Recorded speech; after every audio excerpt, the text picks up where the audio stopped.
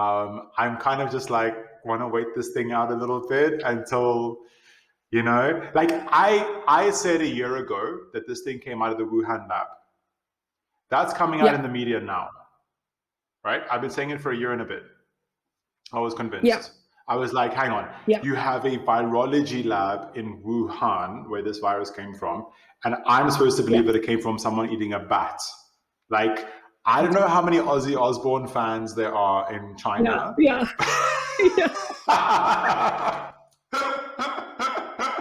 Like, I like Black Sabbath, okay, but like at the same time, I don't think, that's not. I'm sorry, I can't believe this. A Chinese tradition.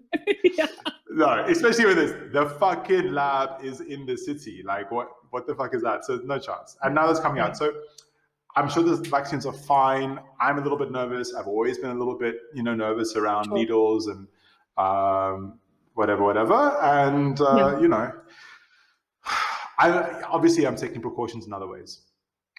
It's home. Okay, that's a good thing.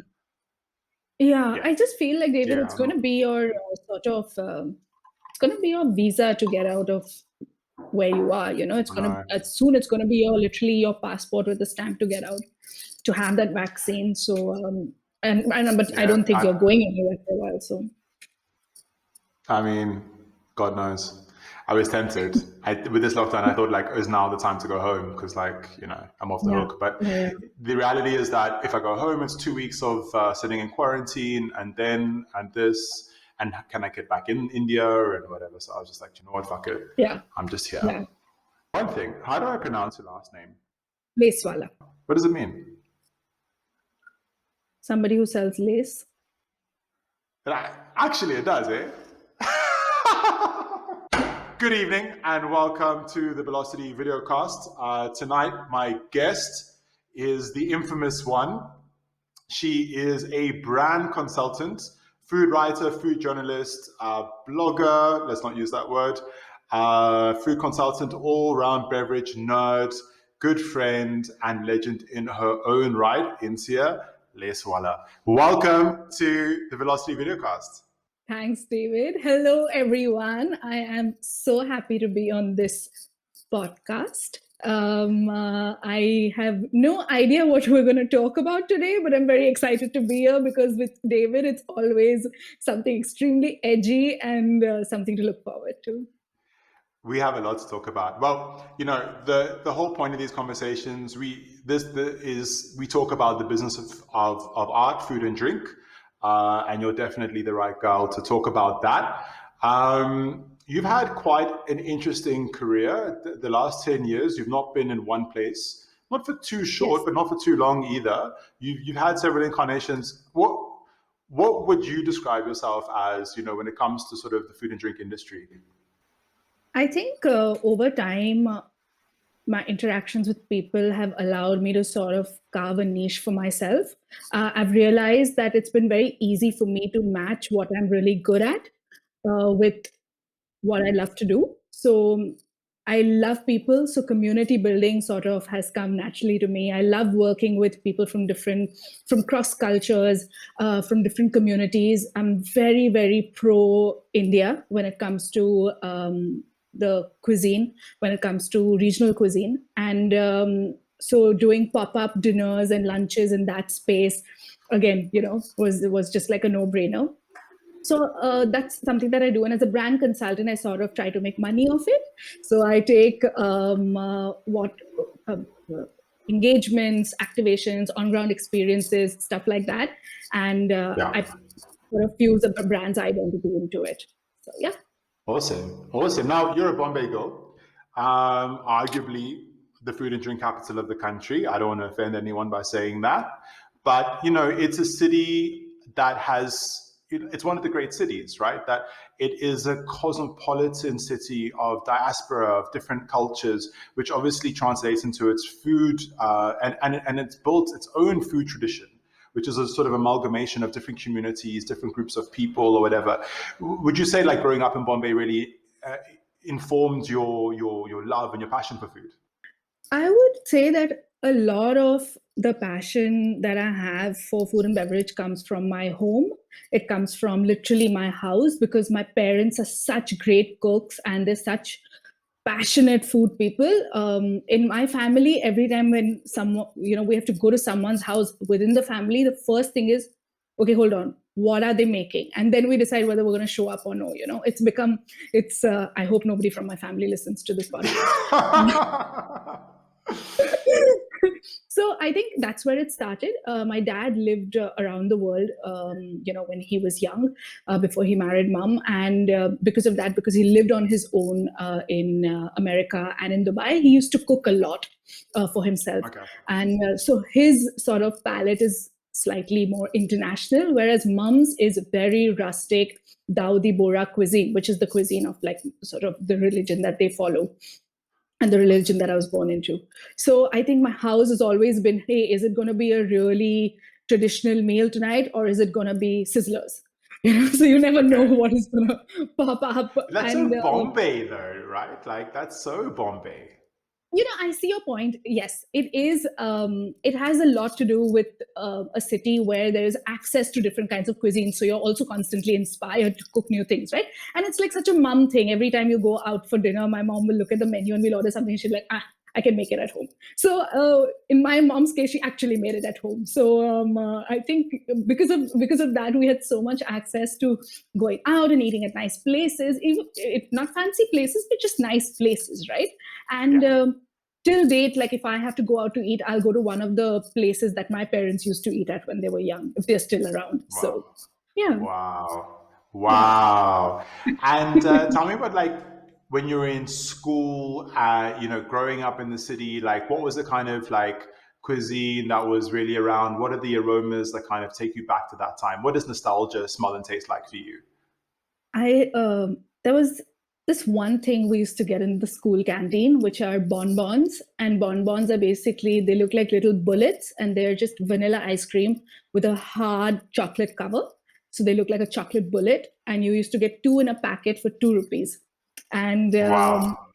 that is till date like something that will always remind me of the school canteen, the metal tables, just sitting with your friends and trying to like eat what is in the other person's tiffin. And so I think that brings back those memories. And also I think you don't get to eat junk food as a kid unless and until your school canteen sells it, right? So a lot of Mm. my junk eating habits come from school, so I blame school for that. The Okay. vada pav and the samosa pav and all those things come. Yeah, so those are like, till date, vada pav is my most favorite street food, I think, just because of that. And it's an interesting dish because it's actually a dish with a lot of culture, different cultures coming together. Obviously, pau is a Portuguese word for bread.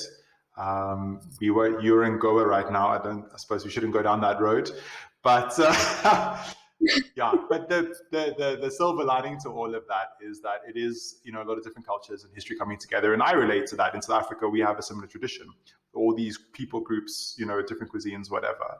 Amazing. Yeah. And like you've gone, since that you've done a lot of branding work, you do a lot of communications. What do you think? What's your sort of take on where Indian food and drink has gone in terms of like contemporary brands, especially and craft brands, etc. What's your take on the state of the industry, like the last say 5 years? I feel like the last 5 years have seen an opening in the craft, handmade, artisanal, organic, sustainable space.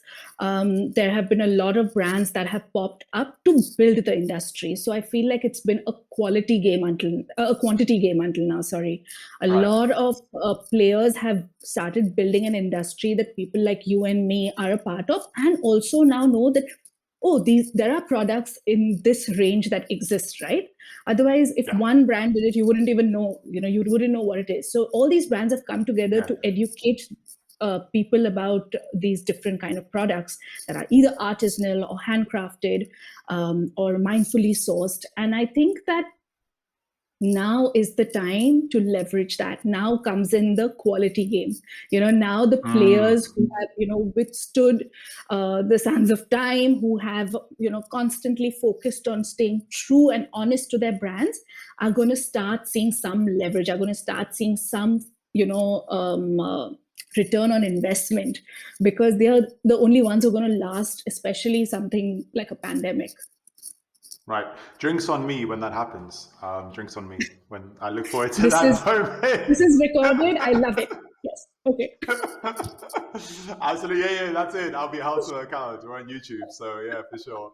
No, that's great. I agree with you. I agree with you. And I think that I was saying to one of my colleagues today that I think that though this is a very difficult time, and we also have to remember that the Indian economy was actually going into recession pre-pandemic. So we were already on a contraction in the economy before this whole thing happened, and then obviously second wave, whatever. It's been brutal.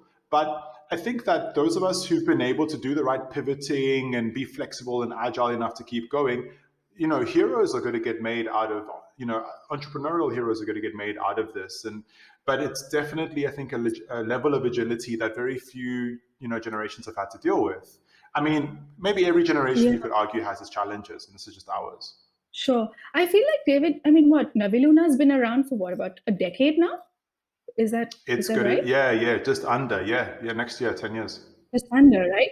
I mean, you've seen multiple waves of multiple things in this decade. I'm sure, of course, first of all, not being from here and building an Indian artisanal brand, I mean, that I can't even begin to summarize those challenges. But what is it that you feel that you've seen in this decade, like in the past 5 years and the 5 years before that? Have you seen a stark difference? Yeah, massively. I mean, I have definitely seen, as you said, an uptake in quality over quantity. I've seen the impact of social media and the sort of global vantage point that gives consumers, actually impacting consumer habits, and people, first of all, realizing that they can maybe for 10 or 20% more get 100% more quality. And consume the birth of the conscious consumer. Before, buying Fab India, for example, was like a big statement in terms of sustainability. People have gone much further than that, and they've taken maybe what Fab India might have represented away from textiles and into the pantry and into their fridge, etc. And yeah, no, definitely. I think we've got just a much more savvy, switched on, tuned in, dialed in consumer, and I think that's just better for brands. Saying all of that, though, the business environment and the machinery around that environment needs to catch up. And that's a slow process, and that's a little bit more difficult, in terms of like very heavy regulation and bureaucracy for small businesses that really can't afford the professional fees, etc., to kind of do that when we're just trying to do the marketing, the sales, and the product, and then there's all this compliance on the side. That's a bit of a challenge for sure. That has to change. It's an interesting. It's an interesting point that you bring up, right? Your job is to make chocolate, correct? Your job is to make chocolate a lifestyle for people. Your job is to bring a beautiful product to the table. But now you need to figure trademark and registration and accounting and lawyer up. And there are so many things. And I feel like just the Indian government is not conducive to Indian production. They're saying all this Kisan Yojana and everything pro manufacturers, but where is it really coming? Where is it, like, where are you actually? On the ground, it's not there. No, it's not there on the ground. It's lip service. No. So, and they're fooling themselves if they think it up. Yeah. I think that being somebody who is based out of a city like Mysore, you are putting Mysore on the map. That should be an added leverage that your brand is given. That should be something that you stand for. You stand for a city and not just a homegrown brand. And I think it is so important that other aspects of the government, tourism boards, try and understand what you're bringing to the table, right? Like, I've been to one of your chocolate events and I know what you're trying to build there, collaborating, community building with similar homegrown brands. But you still have to pay everybody to be a part of this. You should have some support to do this because you're actually changing the culture of a small town. Absolutely. And I mean, there are very tangible benefits. I mean, for example, the Karnataka Tourism Board are very active with their marketing, but they don't seem to be very connected to what's going on the ground. And also, they don't have folks like you who sort of understand what consumers want, right? They have sort of, you know, gents and ladies who are sort of from a different generation that have different expectations of what tourism is. Maybe they haven't even, you know, been traveling abroad, and they haven't even had a good sort of tourism experience. Whereas, you know, they really need to be working with young, savvy, talented individuals from the private sector. That's definitely missing. Whereas I think Cape Town, for example, by contrast, that's where they've done very well, and it shows in our GDP. You know, the tourism is a huge part of our GDP, especially in the Western Cape, where I'm from, my home state. So yeah, you know, there's definitely scope there. We've had good support from the Royal House of Mysore. It's more sort of by gesture. It's not anything bigger than that, but it's a start. And I think that if we keep on proving ourselves, and that's the other thing, I don't expect anyone to hand out that support. It has to be earned. But that said, though, if you're sticking it out for a decade, hopefully that comes through. That should be enough. You're working with a very interesting brand whose IPA is insane. Tell me a little bit about Great State Aleworks. So Great State Aleworks it's a Pune-based craft brewery, and it's a small batch brewery. So what they really specialize in is brewing small batches of beer. So they're constantly, you know, looking at what is seasonal, using seasonal produce. For example, they brewed a Kokum Gosa. They've brewed an ale with Gondaraj limes in it. So they're very in tune with seasonal local produce. They are very focused on community building. So for them, they are not, you know, very uppity or snooty about craft beer. They're not like, oh, are you an IPA drinker? Are you a cider drinker? Not at all. For them, they're like, you taste the beer, you like it, then that's your style. As simple as that. You know, so they're so I like all of them. I have a feeling I know where this is going. I'm sending a batch over. No. I can buy my own beer. That's fine. No, not at all. Beer.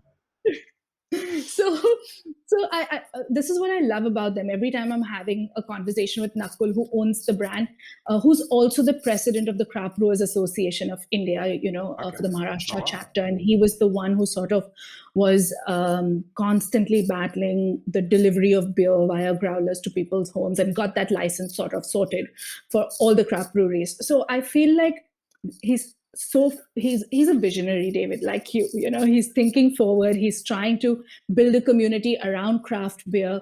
We do something called the Millet Beer series, which focuses on brewing beer with bajra, you know, which is a local millet, and farmers are not growing it anymore because there's no demand for it.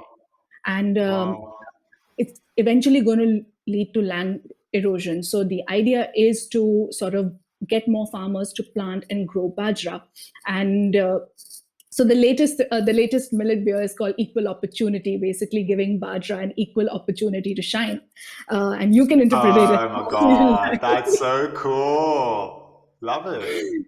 So yeah, and we sort of, for every bajra beer, we collaborate with an artist who comes and designs the label for the beer. And Equal Opportunity is a bilingual label. It talks about, you know, how being proud of your motherland and its language is so important, and giving that an equal opportunity to English, which is something that all of us take so much pride to speak in. So yeah, that's the work at Great State. That's great. That's amazing. And like, what are your hopes and dreams with the brand, and where do you see it going forward? I feel like, sadly, with a craft brewery, there are only two ways, right? One is that you open up breweries across, like you open up tap rooms across the country to scale, or you open up, you know, set up a bottling plant and you bottle your beer. So I think that is something you go into FMCG. You go into FMCG, absolutely, because that's the only way to scale a homegrown brand at the end of the day, for it to see any kind of revenue, right? And so that is something that is being contemplated by the brand at this point. But our idea this year is digital and delivery. That's something that we're focusing on. So keep our campaigns very crisp, make sure that digitally we're conveying everything that we stand for. And, you know, David, I don't think I really ever say we when I talk about brands that I work with, but with Great State, it's so close to home that I always say we, because I see eye to eye on the vision to build communities through digital and through delivery, because that's it looks like at least till the end of 2022, nothing's really going to change. Yeah. So we just want to be focused on things that are certain and then plan for things that are uncertain. Amazing. And it's a great product. I mean, I think you're definitely hedging on a great company there. And see what, you're a Maharashtra girl. I've seen some movement in terms of state legislation around delivery of alcohol, which I think is a much safer way of consumption, not only during the pandemic, but I think in general. What is the latest on that? Has it been allowed now in Maharashtra? Yeah. Is there an ABV limit? What's the story? So as of now, Maharashtra is pro-alcohol delivery. You can have craft beer delivered in 1 liter glass bottles called growlers. And I think the overall limit for ABV is you can't cross 10%.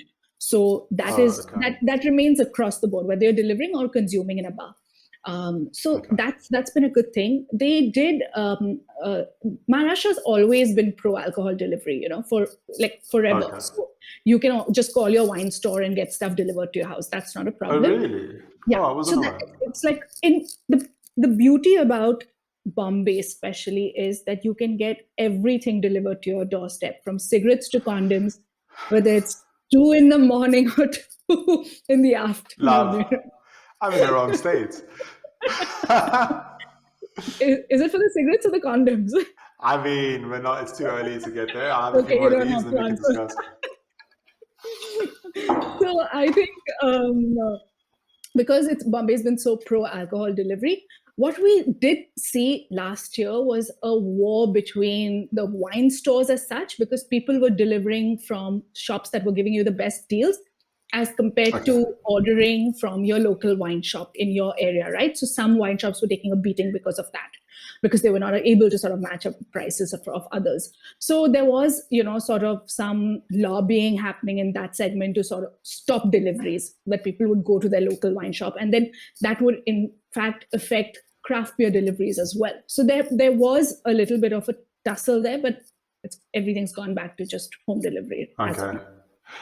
And if I gave you a crystal ball, I'm sure you have your own one just behind where we are right now, knowing you, but what do you think is the future of like online retail for alcohol in India in general? I mean, we see it in the UK and Europe. It's liberal, and it's done great things with industry because it's created a lot of like price parity, and there's good information or whatever, and especially like wine, for example, which can be a collector's item, or specialist craft brewery websites where they tell the story, and you even get sometimes like a video of that brewery, and then you can go buy the beer online. Do you think that India might liberalize? What do you think is the future for online retail for alcohol in India?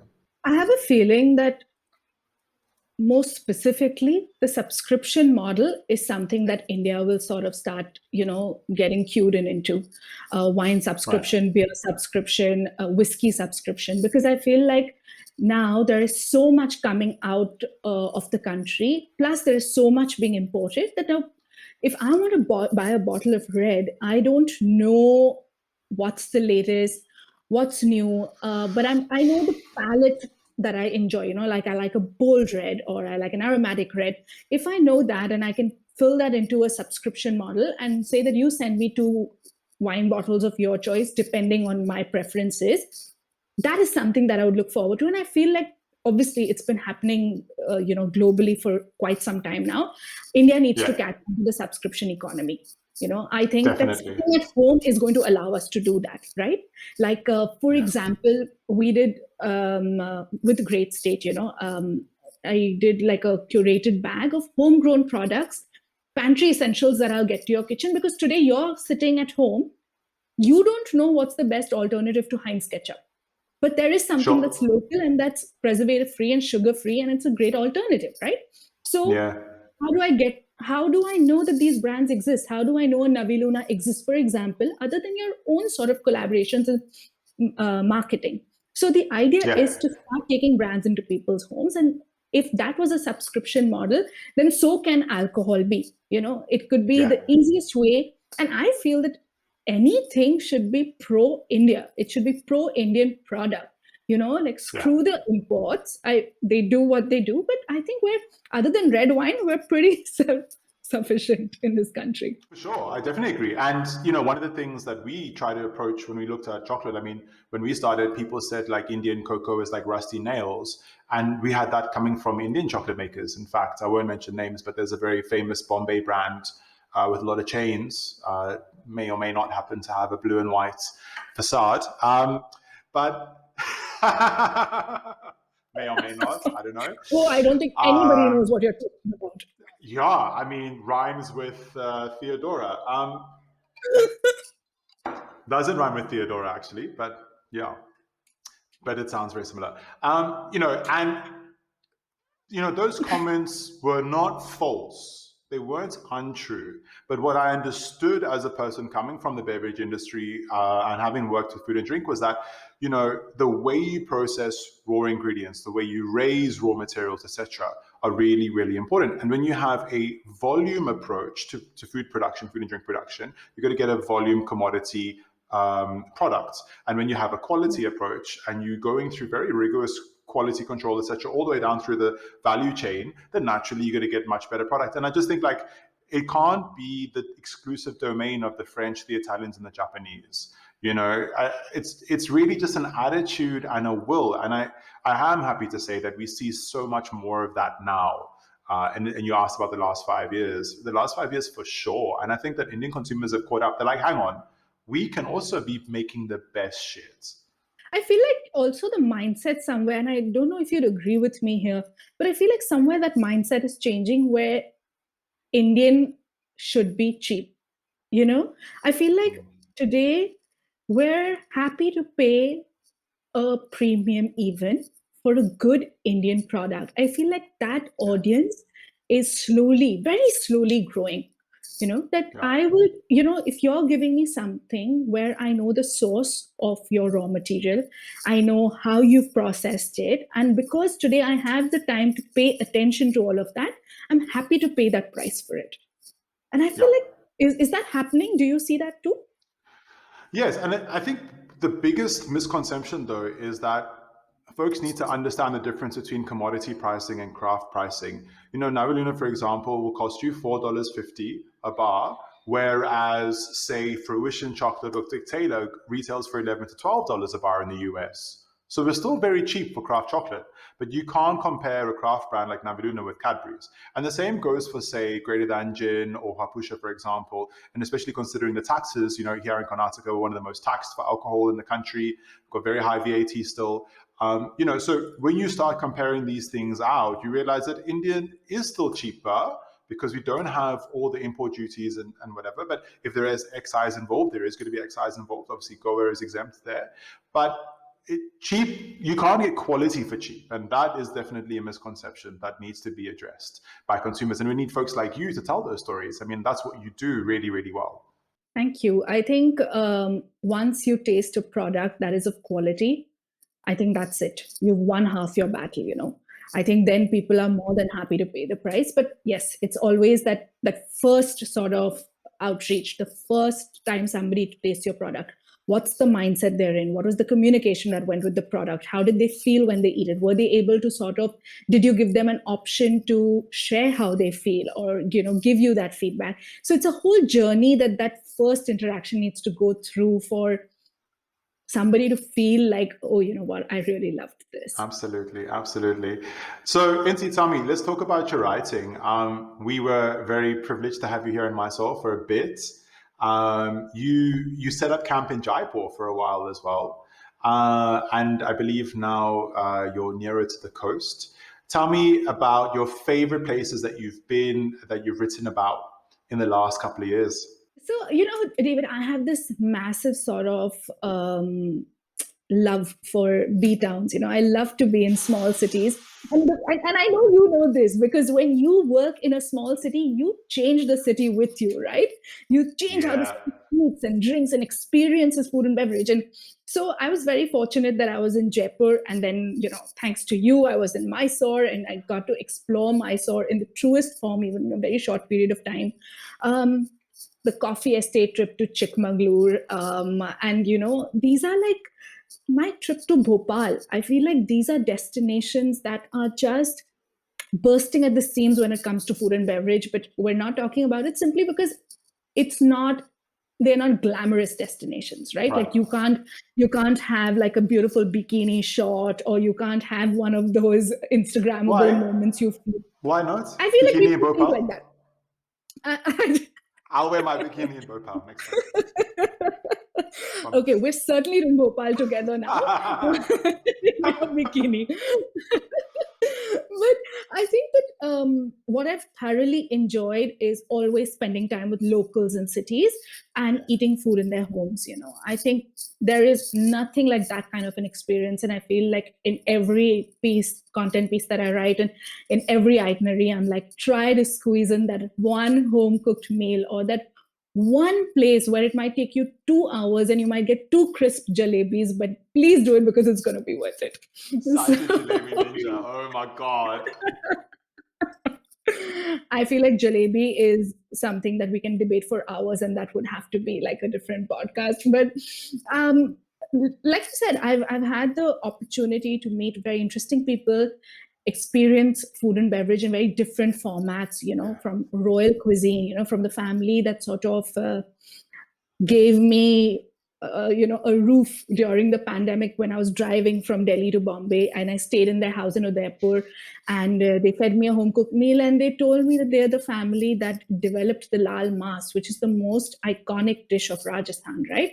That family came up with that recipe, and how it happened. And so I feel like you never know. You can't plan these things, you show up at some small tea stall, you show up at Hotel Mahesh Prasad, and you get yourself a Mailari dosa and a rava idli. But the trick is the ghee that you pour on the rava idli, and nobody's able to tell you that.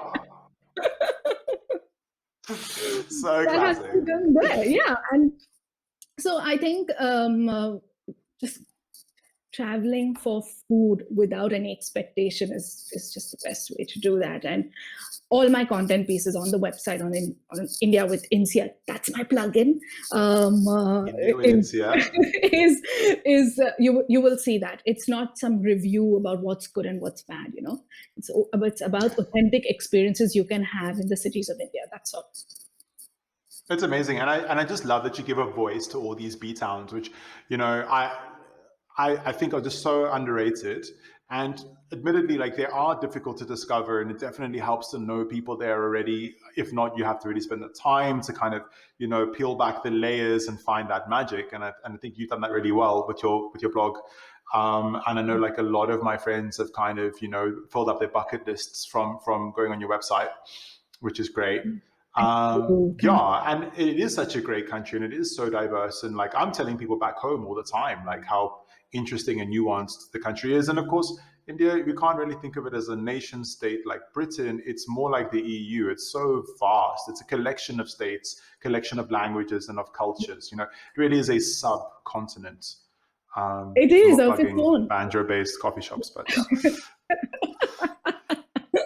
What would be your favorite place in India that you've been to, from a culinary perspective? From a culinary, oh my God, Bengal and Cochin, like Calcutta and Cochin, hands down. Really? For sure. Yeah, the two communist fish states. Like, I just love it. And obviously there's quite a lot in common with both of them, both culinarily and politically and culturally. But, coming from a Portuguese background, the moment I see seafood and acetic acid, i.e. vinegar, red wine, sauce, all of that stuff, like, that is my jam. Yeah. That is so my jam. Yeah, I fucking love it. So for sure. And then I think Rajput cuisine is like, comes for me after. Yeah, I mean, you just can't. I just, and in my, so obviously it's like, it's sort of very like vegetables and very light and very clean, very light cuisine, which is nice. But my soul food is that, like, that Rajput desert, grill, charcoals, all of that stuff. No, wow. Two very different, distinct styles, huh? The seafood and the Rajput cuisine. Really interesting. Okay. Yeah, very much. So lockdown opens. You've got, I give you a blank checkbook and a visa-free passport. Where are you going next? Where would you like to be going as soon as lockdown opens? I have a feeling that it's going to take me some time to get out of the country. I still want to sort of explore it a little more. But having said that, I'm really excited to do this road trip, like the drive from Bombay to Singapore. Oh my I'm God, wow. yeah, through Burma and stuff like that. Whole through Bhutan, if I'm not mistaken. Yeah, there's a whole route. Um, I'm excited to explore that. So I think that would be the first thing that I do once I can get out of the country. Oh my God. And actually that whole part, like Burma, etc., and that part of Southeast Asia is so underdiscovered.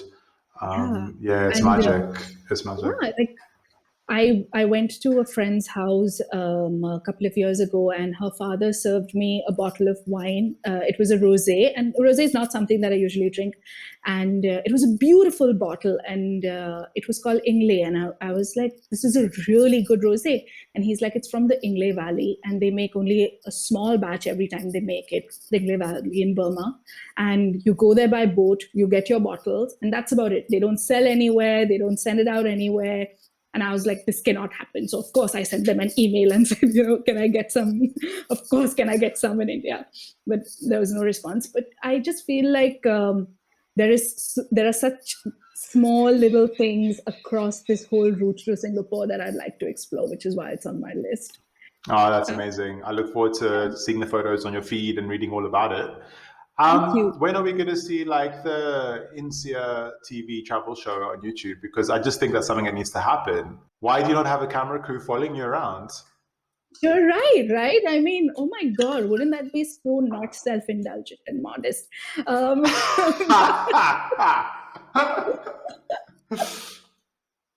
But the nation but needs to know. No, I mean, I, I I know what you mean. I think I haven't nailed it yet, David. I feel like I'm still, and you're a fellow Sagittarian, so you would know what this means to want it exactly the way you want it before you do it. And I think oh I'm yeah. on the brink of that right now. I have so much going on in my head. I just need to sort of collate that information, make it concise, have the driving point in place, and I'll be ready to shoot. So I think it's going to happen this year. I'm looking forward to it, and I'll be your first subscriber on Patreon. I Thank think, you. yeah, fuck yeah. I think it'd be amazing. I think it'd be really, really good to watch. And I think you bring such Yeah. a nice light to food and discovery and the cultural discovery that comes with food when food becomes a metaphor. And I just think that's something that a lot of people want to see, not just myself. Now, you are in Goa. I was Yes. there just briefly before the lockdown. It seems to be like the restaurant capital of the country all of a sudden. What on earth is happening in the smallest state in the country? I think a couple of things, one is obviously it's been the hottest destination of 2020. People have been pouring in from all over. Goa saw a massive dip in tourism in three years prior to that, right? Like Yeah, 17, 18, 19 was terrible for Goa tourism, the lowest. And I think because of this sort of pandemic bubble, people are only able to travel, escape to Goa, right? So all of Maharashtra, Bombay, South India was escaping to Goa, and most of the north was going up to the hills.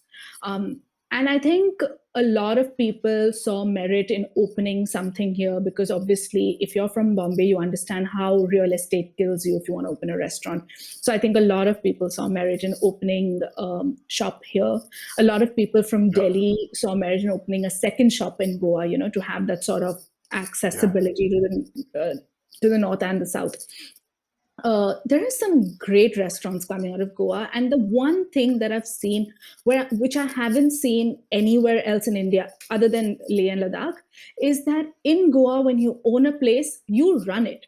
It's not like you hire a right. manager Yeah, and somebody else waits tables. You do everything, and I love that because that so quickly builds a sense of community amongst patrons, and people come back because they know you. And obviously it's not unless you have partners, it's not possible to grow if you're that kind of a business. But that's the beauty of Goa. People are very happy opening their one restaurant, running it day in and day out, and they're content with that life because Goa also puts you in that state of mind, where you yeah, work, play, everything has its own time. And I think which is why so many restaurants have popped up. So I feel like Goa is starkly two categories of restaurants right now. One is hardcore Konkani, old school, that kind of food, and one is all your nouveau French, modern Indian. It's all of that. It's experiential dining, it's experiential cocktails. I mean, cocktails are blowing up here. So it's really Yeah. nice how you are seeing a melange of different things in the city.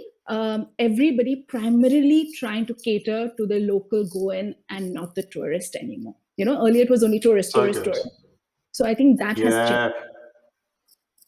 So you're saying it's like more of sort of lifestyle occupation, people trying to like bring their restaurant game there and own and run a business, but at the same time also benefit from the lifestyle that Goa provides. Absolutely, I think it's both those things, and also the fact that when you open a place in Goa, you are able to sort of narrow down on a single cuisine. You don't have to be a multi cuisine, which you see a lot in Right. the cities, right?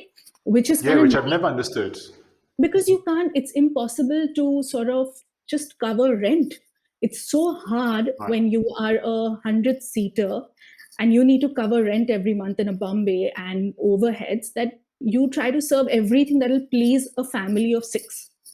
What happens Right. in Goa is that the rents, the real estate is so affordable that you can have a 7-table Malaysian restaurant, and that's fine. Amazing. You'll do well and you will Amazing.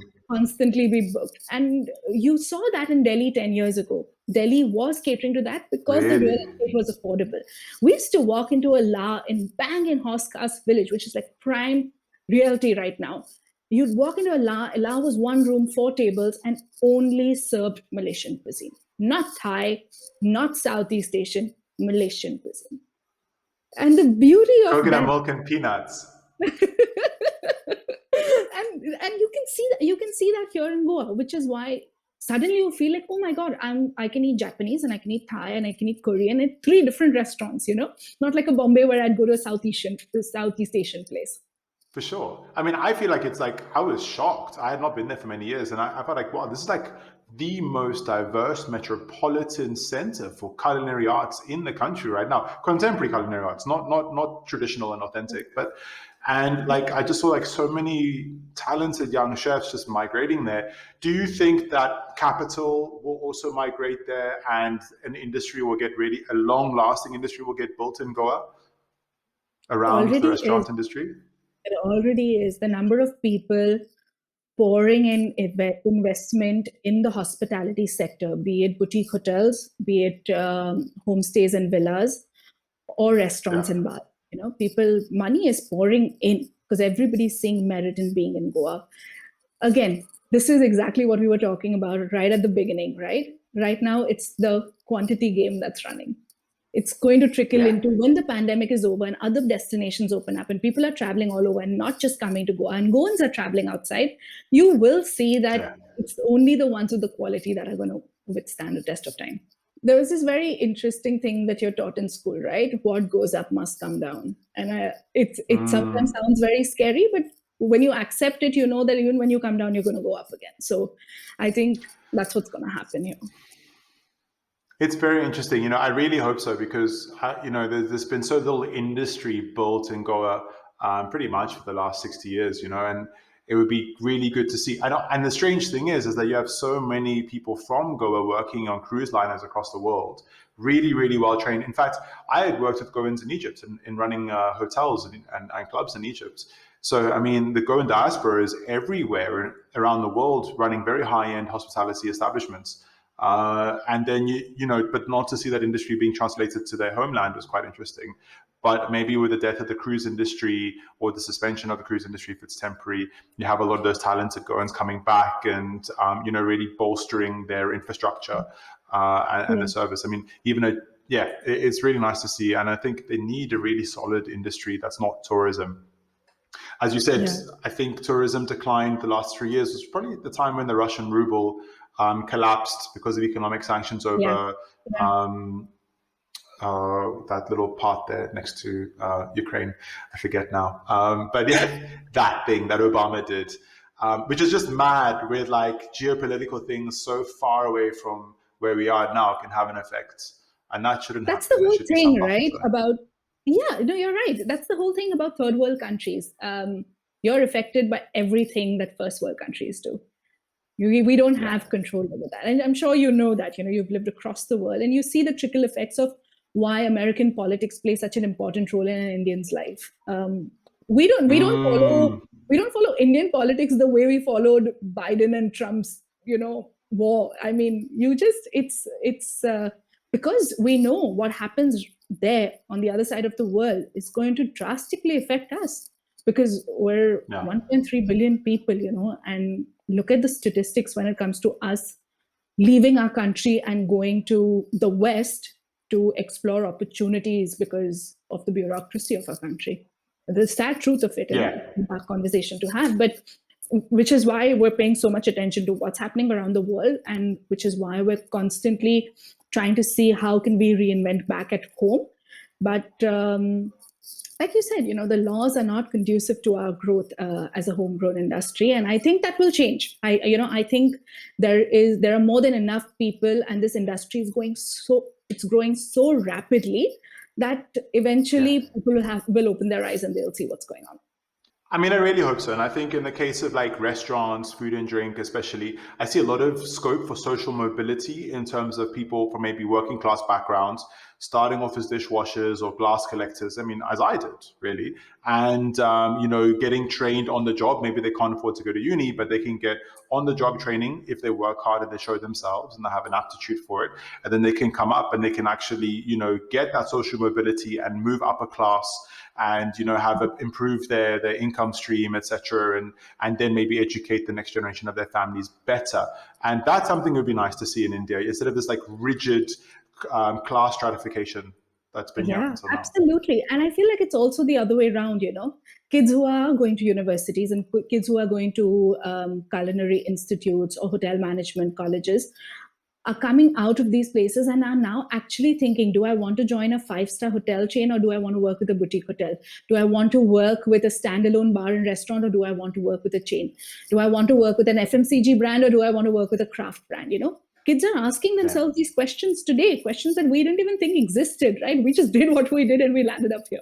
Wow, yeah, that's so true. And I'm dealing with those kids, obviously. A lot of them come in for internships with us or they work their short stint. The answer as to whether they want to be in a 5-star or an independent is always an independent. But then the challenges of working in a small independent, I think a lot of them are not prepared for. And especially if, you leave home very late and, just basic things like being able to look after oneself, and then independent companies don't look after these young guys. I certainly can't, I was kicked out the house at 19. I had to, I was paying rent from age 16 and saving for university, working nights, for 3 years before going into uni. So a very different reality. Wow, yeah. And yeah, very, very different reality. And I see these kids struggling, and I just think like the earlier they leave home, the earlier they go and get independent and, make their money, even if it's feeble, they're going to get so much more empowerment. And from empowerment comes options. But then the other challenge is that, I see kids who have spent, maybe their parents have spent 3 lakhs on a pastry course. And then because of their experience, those kids are starting at minimum wage. But the class and the background that they come from, they're not ready to work for minimum wage. They feel like they're above it. But the problem is like the reality is their experience, and that's what their skills are worth in the market. And have to work their way up. And they'll probably work their way up much faster than, say, someone who doesn't have that same educational background. But, rolling up the sleeves and breaking a sweat, it's hard. And it's a bit of an identity crisis for these kids too. I also feel it's because of the digital age that we live in. I think everything looks so hunky-dory and easy online that when you have to do things in reality, people don't expect that to happen to them. They just think that, I can play soccer on a PlayStation, so why do I play it out in the ground and sweat it out? Like, it's become that basic, that mentality. And which is why I think people are not trying hard enough. Everybody feels like they're entitled to have a job, to be paid. And I'm not saying that you have to work 24/7, right? You don't have to work like a dog. You just have to be smart.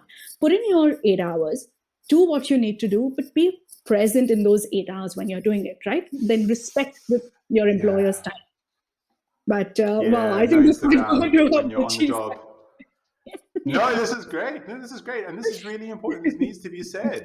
As you said quite right, like, okay, in kitchens, you will work more than 8 hours a day, or in bars. That's going to happen in Yeah. hospitality, but that's not every Yes. position. There's plenty of opportunities in media and communications, etc., where it is 8 hours. But as you say, make those 8 hours count so that they don't Yeah. become 12 hours. And I mean, Bombay is Yes. notorious for people working until 10 o'clock at night.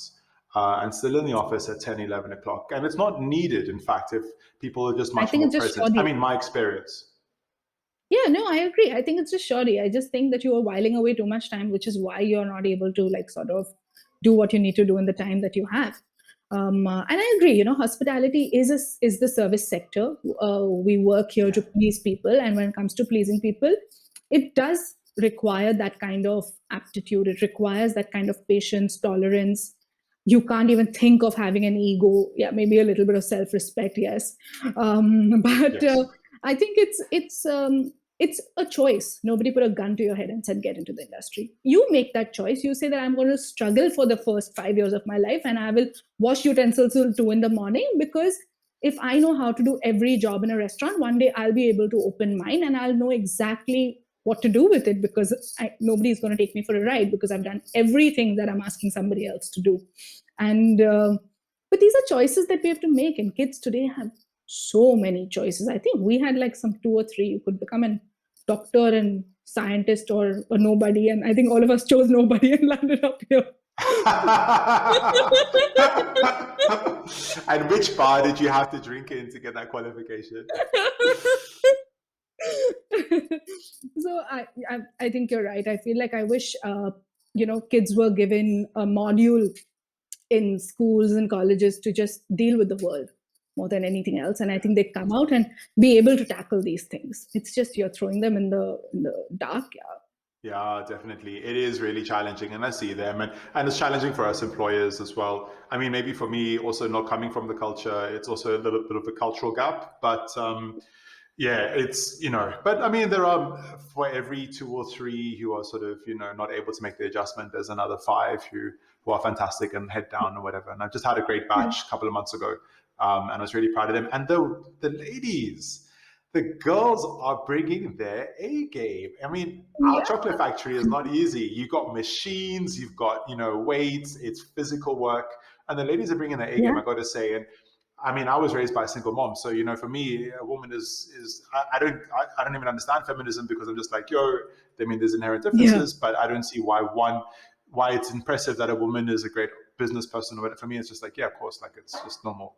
Yeah, it's just how. But yeah, it's Yeah, like yeah, it's very interesting you bring up this point.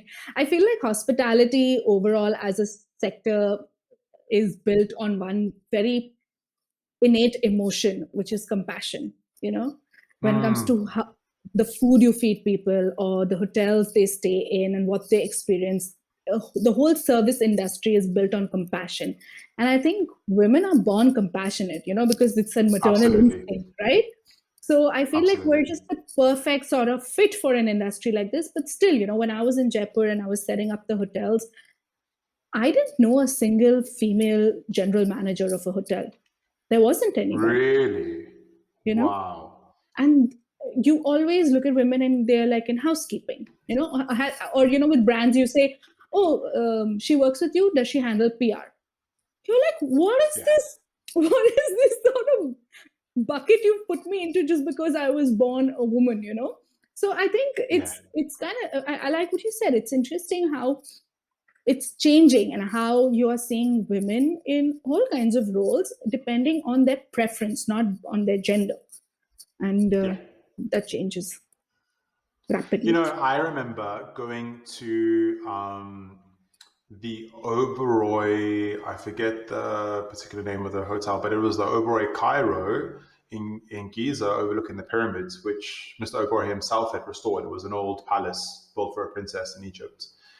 And I sat at breakfast, and there was a woman with the sari, right in the middle of Egypt, underneath the pyramids. And this woman with a sari sitting by the window, Rembrandt lighting coming through, big golden earrings. And I said to the staff, who's that? Who's this impressive woman? And they were like, no, she's the GM. She's from Delhi. Obviously, overall being a Delhi-based company. Yeah, and, in Egypt, which is like a very masculine society, But of course, Isis wasn't very far, the goddess, and the Egyptians have a long history of goddess worship, maybe not in the last 500 years, but beautiful, beautiful. And, it was so nice to see, and especially in, this Punjabi woman from Delhi, just fantastic. And I've worked on... Wow. Oh, no, she was stunning. She was so impressive, and such a graceful way of moving through this beautiful building and whatever. Your last project in Jaipur was it a restoration? I've seen pictures. Tell us a bit about that. Like, it looks like a stunning property. It must have a great story behind it. Thank you.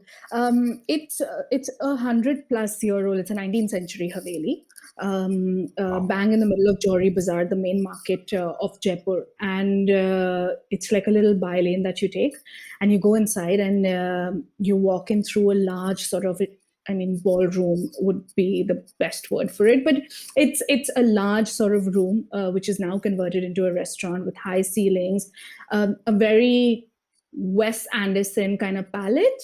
So you see exactly what you absolutely love and what your house is made of, David. It's a representation. Totally. With chandeliers, but wall art in the sense that hand-painted murals. And you come into a courtyard, and then, which is where you have breakfast in the open-air courtyard. And then there are 5 rooms that have been sort of, the whole place has been refurbished. A lot of work went into the civil part of it, and it's now a boutique hotel. It's a boutique luxury hotel. Everything is custom made, from your room slippers to the bed sheets, to the toiletries. Everything is attention to detail, and it's a gorgeous property. It's been designed by this fantastic designer. She runs an embroidery company, and this is her first hotel. And it's on Architectural Digest's hot list and the Condé Nast Traveler's new boutique hotel opening. So I think everything came together beautifully. It was a good team. The food is vegetarian. It's clean Indian. So yeah, building a hotel, converting a 19th century building into a hotel comes with civil issues. You will know, because you've just restored that Mysore bungalow for the new Navi. So the challenges, right? Like, just purely like behind the scenes, plumbing, electrical, stuff like that. But it's open and ready to go. So yeah, very proud of it. One of the things I've been thinking about is that you need to at least do 20% of the things that you want to do, so that at least you can do 80% of the things that you don't want to do but have to do. I think there is some kind of equilibrium there. Hence, like me doing this, I love talking to people and connecting with people, much like you do, and like guys like yourself and whatever. And this kind of gives me the juice to go and do the other stuff that just needs to get done. Yeah. Okay. Touch wood, never happens. But if we were to lose you in India for a little bit and you were to migrate, where might you go to live? What would be your top destination? I'd go to Sri Lanka. Oh, I see you there. The people, the food, the climate, everything works in my favor. Everything. I love it. It's my favorite holiday destination. You know how people say, oh, let's go to Thailand or let's go to Goa? I'm that person who says, let's go to Sri Lanka. Anybody wants to go to I'm like, let's go to Sri Lanka. So favorite bar in Sri Lanka? Oh, I love, I've explored the West Coast a lot, and I love that. Sure. But my last trip was to the East Coast. And I think just overall, the company and the food and where I stayed, I think that was just spot on. So I think, yes, that little bit, the Arugambe part of the East Coast and the Nuwara Elia part of it, the hill station, the tea factory, all of that. Yeah, I think those would be like my favorites. Hill station. I know it is so interesting because it's so English. It's Yeah, like it has its own like microclimate, and you can row your boat on Gregory Lake and eat chips on in the park, and it's just like you're like, where the hell am I? It's a bit disorienting, it's but actually. beautiful. So and I was like, do I need a jumper here? Like, do I need a jersey? Am I cold Tweet. in Sri Lanka in the summer? Like, hang on, I'm a bit confused here. Yeah. But anyway, the tea's great, so carry on. Yeah, and I suppose when it comes to Rugam Bay, the surfer boys they don't hurt either. No comment. Good work, good work. I think Sri Lanka is fantastic. I think it's one of the nicest spots in the region for sure. I would love to see that. Okay, so favorites are the West Coast. Oh, in the West Coast, I think it would be Marissa. I think I really liked the beach, and I like, just yeah, I think Marissa, because it was really nice. I loved exploring Gaul. I think that was, I feel like I didn't have enough time, but I would really love to. I actually honestly love Colombo. I love Colombo. I could live at Paradise Road, at the art cafes, and just walk all over Colombo. It's that city, is just, it has its own sort of, it has its own vibe, in the sense that it can give you such a wholesome experience. I couldn't agree more. I think it's the most livable metro in South Asia. Like, I love Bombay, but after doing London for 11 years, I can't, 7 days a week, no chance. And I think Colombo Yeah. is just all the upside of Bombay, but with, a little bit more space, a little bit more affordable, bit cleaner, etc. For sure. And Yeah. so inspiring, Also, such a great tradition of design. exactly, that's what I was coming to. There is just so many schools of architecture in Colombo, which is beautiful. Especially, I mean, for me, the Dutch hospital, like that really like just does it. Also, I think the fact that my favorite restaurant, I think, in the world, Ministry of Crab, is there, and I think that's it. I do anything for those crabs and oysters. I really do anything. How does the one in Bombay compare to the one in Colombo? I haven't been to the one in Bombay, but I think it has a lot to do with the type of crab. And I think the type of crab that you get in Colombo and the one that you get in Bombay are very different, obviously, because the sea is so different. So, no comment. Difficult. Sorry, Jacqueline Fernandez. Apologies. But it's okay. She's doing fine everywhere else in life. That's fine. Happy days. You think so? Amazing. I mean, I'm a Jackie fan. I'm a Jackie fan for sure. I don't see watch that. much I see the Bollywood, smile on your face right now. I wish everybody else could, but yeah. I heard she's a very humble, very talented young lady. Sure. Not as young as I am, but yeah. Amazing. I got time for an older woman. I got time. Jackie, if you're watching this, Nabiludo is looking for investment. I hear that raw pressery is a bit pressed. Dark chocolate, caramel, vanilla, whatever. We're here for you, Jackie. Yeah. I like how you've used your brand to sell yourself. To invest in Nabiludo, right? I mean, I'll invest in Jackie if she's... No, I didn't say that. Moving on, Bollywood. We're not going to go down Bollywood Road. We're going to go down Paradise Road. Amazing. No, so exciting. I would love to see you doing more hotels. I really want to get up to the spot in Jaipur. Can you just tell me, what is the name? Tell us. What is the name of the hotel in Jaipur that you worked on? It's called the Johri in Johri Bazaar. Johri. The Johri. Okay. Johri Bazaar. What does that mean? Johri means jeweler, and Johri Bazaar means the jeweler's market. Okay. So it is the jewel of Johri Bazaar. So rich and elegant. Amazing. I love it. I love it. Insi, it has been a pleasure catching up with you. I am so sorry I didn't catch you in Goa for a daiquiri. We must do daiquiris and dominoes the next time that either of us are in the same city, whether this side or that side. Long overdue. But you look happy, and I'm glad to see that. I hope the monsoon, is kind to you. It will be. I absolutely love it. You're the kind of person who just decides what the weather is going to be, isn't it? Oh yeah, I don't know. Like when people say that, oh my God, it's so overcast. How can I do a single thing today? I'm like, overcast is like the most conducive weather to productivity.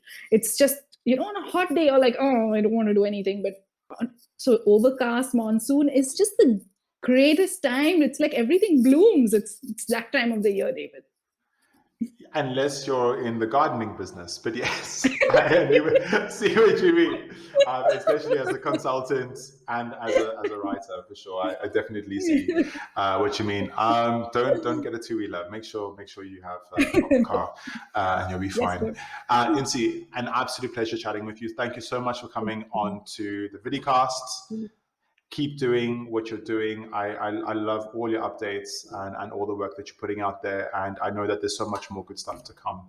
So please keep it up. And yeah, I look forward to bumping into you somewhere fun very, very soon. Thank you, David, for having me, for thinking of me for this one. And I can't wait for Navi Luna to set up a little factory in Goa. And yeah, and then I could do like really one kind of chocolate factory. So thank you once again. I don't know.